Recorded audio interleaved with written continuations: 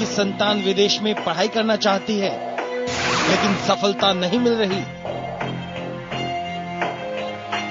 क्या आपका व्यापार विदेश से संबंधित है लेकिन हानि ही हानि हो रही है? क्या आपको विदेश में नौकरी की तलाश है लेकिन सफलता कोसों दूर है? क्या है विदेश योग के उपाय? कैसे मिले विदेश यात्रा का इच्छित फल? पूरे होंगे विदेश से संबंधित सारे सपने? ध्यान से सुनिए और कीजिए सरल समाधान। बताएंगे पंडित वैभवनाथ शर्मा ठीक 7:02 पर।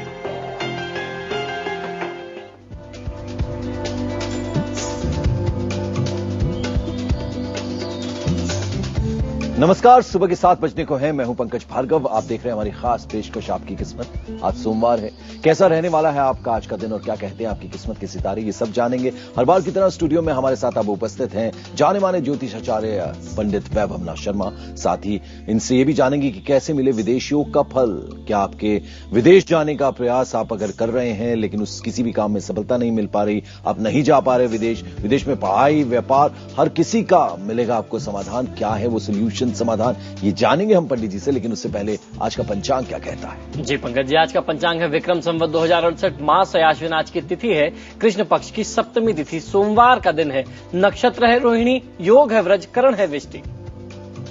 तो चलिए हम पंडित जी से राशियों के बारे में भी जानेंगे और हम आपको बता दें कि हमारा टेलीफोन नंबर अब से लेकर आधे घंटे तक आपकी टेलीविजन स्क्रीन पर नीचे फ्लैश करता रहेगा। उस फोन नंबर पर आप हमें फोन कर सकते हैं। पंडित जी से अपने भविष्य अपने फ्यूचर के बारे में कुछ भी जान सकते हैं, लेकिन हाँ, अपनी डेट ऑफ बर्थ, अपना टाइम ऑफ बर्थ और अपने जन्म का स्थान बताना ना भूलें। ये सब हम जाने उससे पहले एक नजर हेडलाइंस पर। 20 साल के सबसे बड़े भूकंप से हिला आधा हिंदुस्तान। सिक्किम में केंद्र, बंगाल बिहार से लेकर राजस्थान तक असर। सोमवार की सुबह महाराष्ट्र में भी हल्के झटके। रिक्टर स्केल पर 6.9 रही सिक्किम के भूकंप की तीव्रता। अब तक 25 की मौत, सैकड़ों के जख्मी होने का अंदेशा। भूकंप के बाद प्रधानमंत्री ने की सिक्किम के सीएम से बात। वायुसेना के 5 विमान और एनडीआरएफ की 9 टीमें राहत काम में जुटी।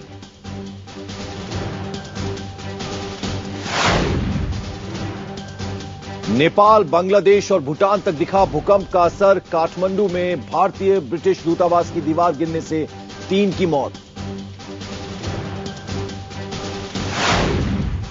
गुजरात के सीएम के उपवास का आखिरी दिन, एनडीए के नेताओं का लगेगा जमघट। देवबंद ने कहा मत दो मोदी का साथ।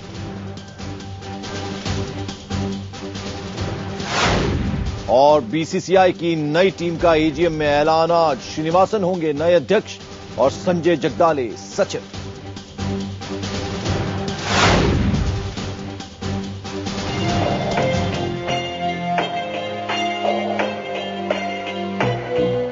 क्या आपकी संतान विदेश में पढ़ाई करना चाहती है लेकिन सफलता नहीं मिल रही?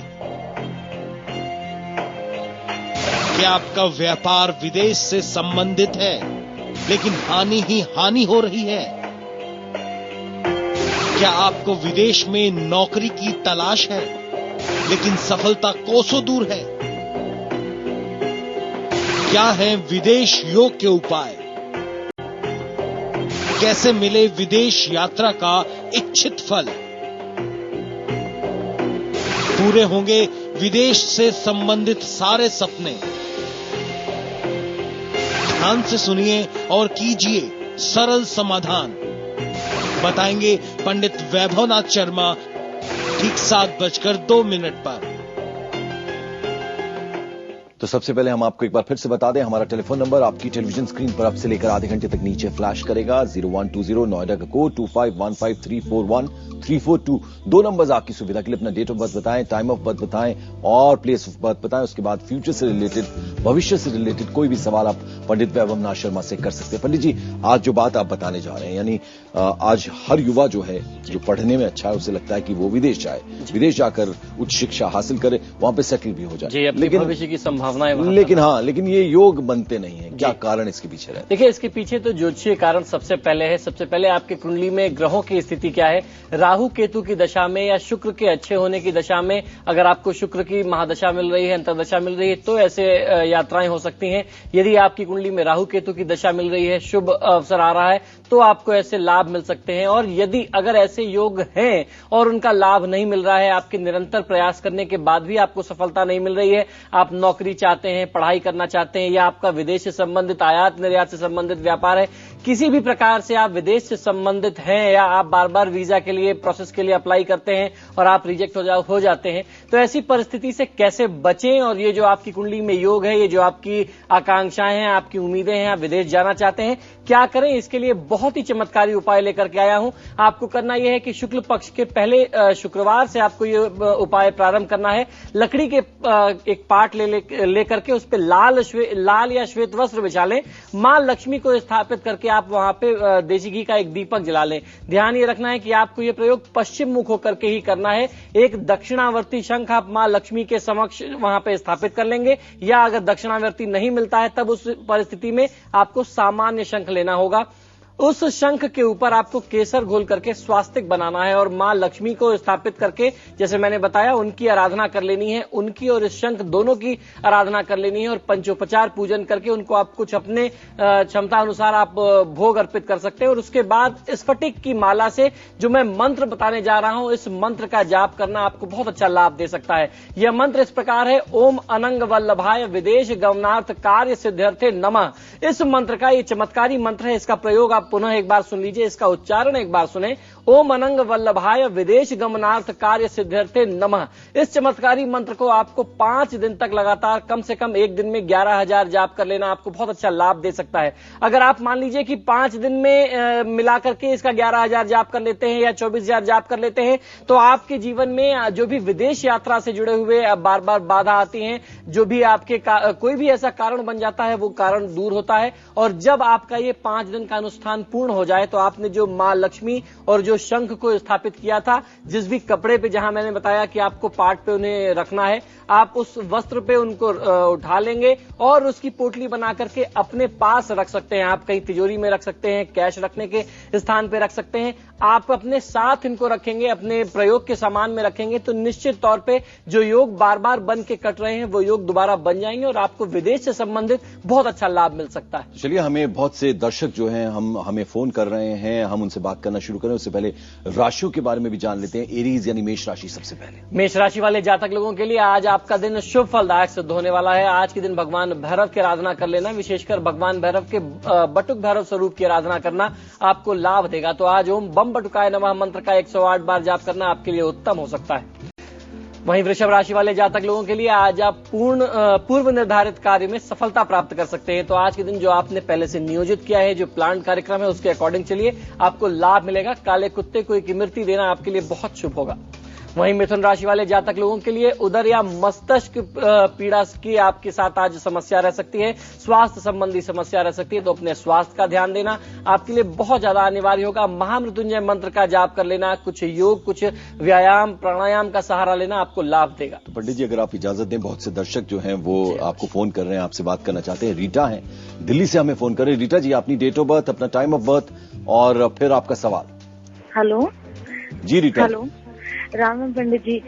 वो मेरी मम्मी का नाम है, मेरा नाम कवलप्रीत है और मेरी डेट ऑफ बर्थ 8 अप्रैल 1987 है जी। और मेरा टाइम ऑफ बर्थ 7:20 है, 7:20 शाम को जी। और जन्म स्थान दिल्ली है। क्या पूछना चाहती हैं आप? पंडित जी, मैं ना बीमार बहुत रहती हूँ और ना इस वजह से मेरी पढ़ाई नहीं हो पा रही है जी। तो लाइफ, ऐसा लगता है कि लाइफ रुक गई है, क्योंकि बीमारी की वजह से मेरी स्टडीज बिल्कुल नहीं हो पा रही है। मतलब जिस समय, देखिए, आपकी जन्म पत्रिका के अनुसार ये जो समय है, ये आपके लिए शुभ है। आपको थोड़ा सा इसका लाभ लेना चाहिए। जो भी आप समस्या बता रही हैं, निश्चित तौर पे ये इस दशा के एक नकारात्मक परिणाम हो सकते हैं, लेकिन इससे कहीं ज्यादा आपको इसके पॉजिटिव रिजल्ट्स मिल सकते हैं। आपको करना यह है कि फ्राइडे से शुरू करें और सफेद वस्तुओं का दान, विशेषकर दही चीनी चावल का दान किसी ब्राह्मण को करना शुरू करिए। ओम शुम शुक्राय नमः मंत्र का जाप करिए। शुक्र की दशा चल रही है, शुक्र लग्नेश है, आपको बहुत अच्छा लाभ मिल सकता है। निशा है हमारे साथ, औरंगाबाद से हमें फोन करें। निशा, आपकी डेट ऑफ बर्थ, आपका टाइम ऑफ बर्थ और फिर आपका प्रश्न क्या है? हेलो पंडित जी नमस्कार, बताइए। जी, मेरा डेट ऑफ बर्थ है 8 जुलाई 1987 और टाइम है 3:33 दोपहर जी। और जन्म स्थान है बनारसी यूपी। जी, सवाल क्या है आपका? जी, सवाल है कि मेरी शादी कब तक होगी? जी देखिए निशा जी, आपकी जन्म पत्रिका के अनुसार ये समय आपके विवाह के लिए अभी बहुत उपयुक्त नहीं है। इस परिस्थिति में अगर आप इसको और इस योग को मजबूत बनाना चाहते हैं कि विवाह जल्दी से जल्दी हो जाए, क्योंकि एक बहुत हल्का सा योग बन रहा है जिसमें आपको लाभ मिल सकता है, मुझे ऐसा लगता है। तो ऐसी परिस्थिति में भगवान विष्णु की आराधना कर लेना आपको बहुत अच्छा लाभ देगा। अगर अभी से शुरू करते हैं तो आज से आने वाले 1.25 साल के अंदर तक ऐसे योग बन सकते हैं आपके लिए। तो चलिए अगली राशि की बात करते हैं। अगली राशि है कैंसर यानी कि कर्क राशि। कर्क राशि वाले जातक लोगों के लिए आज कोई नई व्यापारिक शुरुआत या विदेश प्रवास आपको नहीं करना चाहिए जो आपके पक्ष में, आपके हित में नहीं है। आज की दिनचर्या में मां दुर्गा की आराधना कर लेना आपको बहुत अच्छा लाभ दे सकती है और साथ साथ आपको ध्यान ये रखना है कि व्यर्थ की बातों में स्वयं को ना लगाएं। वहीं सिंह राशि वाले जातक लोगों के लिए आज आपके क्रोधी स्वभाव से घर में अशांति रहने वाली है, तो अपने क्रोध पर नियंत्रण रखें, आपको लाभ मिलेगा। परिवार का ध्यान देना बहुत ज्यादा अनिवार्य होगा। और अगली राशि जो है वो है अब कन्या राशि। कन्या राशि वाले जातक लोगों के लिए मधुर वाणी और व्यवहार से लोगों के चहेते बन सकते हैं आज आप। तो आज अपने व्यवहार का आपको लाभ लेना चाहिए। साथ ही साथ घर में छोटे बच्चों की गतिविधियों को नियंत्रित करना और उनको ध्यान देना आपके लिए बहुत ज्यादा अनिवार्य होगा। एक और दर्शक हमारे साथ जुड़ रही हैं, सुनीता हैं, दिल्ली से हमें फोन कर रही हैं। सुनीता जी, जल्दी से date of birth, time of birth और फिर आपका सवाल भी पूछ लीजिए आप। पंडित जी, मैं अपनी बिटिया के बारे में पूछना चाहती हूँ। उसकी डेट ऑफ बर्थ है 21/12/1988, टाइम है 10:05, नई दिल्ली। उसकी शादी है और उसकी रात के 2 बजे, रात के 10:05।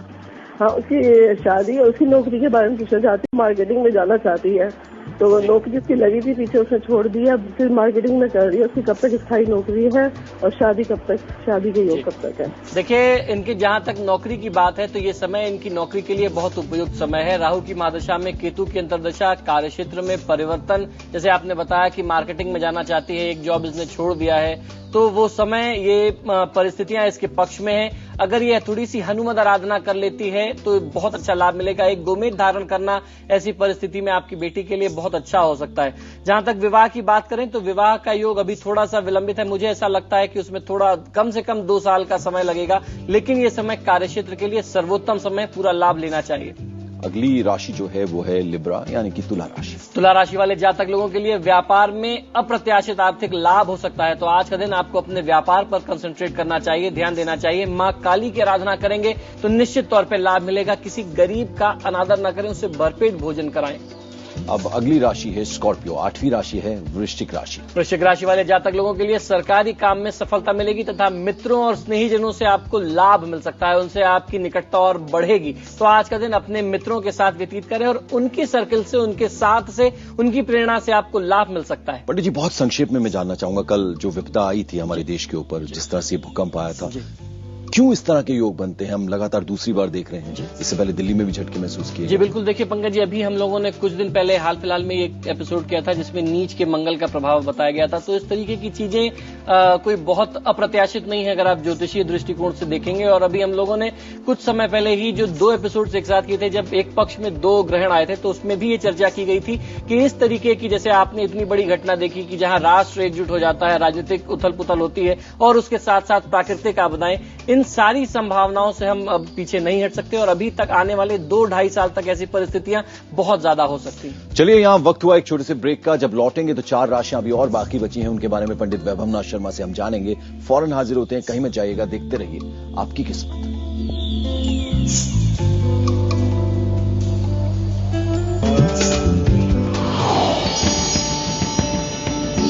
बता चुके हैं 9वीं राशि है धनु राशि। धनु राशि वाले जातक लोगों के लिए आज की दिनचर्या में आपको शारीरिक रूप से अस्वस्थता का अनुभव हो सकता है, तो अपने स्वास्थ्य का ध्यान रखना आपके लिए अनिवार्य होगा। धार्मिक स्थान में समय व्यतीत करेंगे तो आपको लाभ मिल सकता है। उसके साथ साथ अब हम लोग चर्चा कर लेते हैं मकर राशि वाले जातक लोगों के लिए। मानसिक स्थिति अच्छी रहने वाली है, तनाव मुक्त रह सकेंगे। जो भी तनाव, जो भी समस्या काफी समय से चल रही थी, आज का दिन है जिससे आप मुक्ति पा सकते हैं। वहीं कुंभ राशि वाले जातक लोगों के लिए आज उत्साह में कमी आने से स्फूर्ति घटी हुई प्रतीत हो सकती है, तो आज अपने सेल्फ कॉन्फिडेंस को, अपने आत्मविश्वास को बना करके रखें।